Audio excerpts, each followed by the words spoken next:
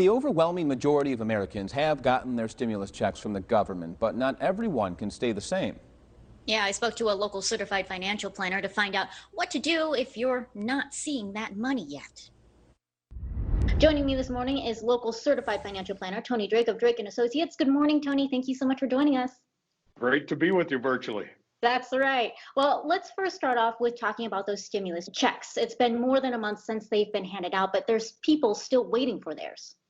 Yeah, it's estimated about 130 million people have received them, but there's tens of millions of folks that have not received them yet.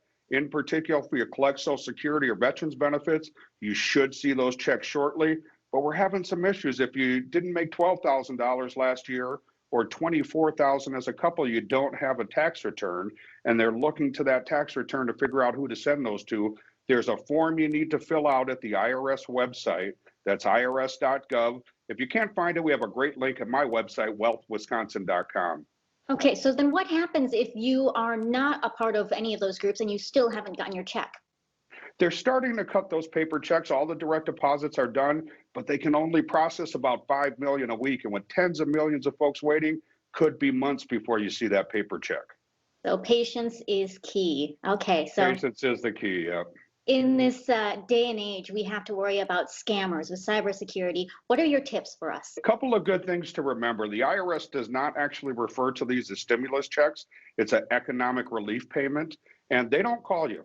If the IRS has, whether it comes to your regular tax returns or these stimulus checks, they won't call you. You're not going to get an email asking for personal information. If you get any of that, ignore it. It's a scammer, and I don't want anybody to get caught up in that.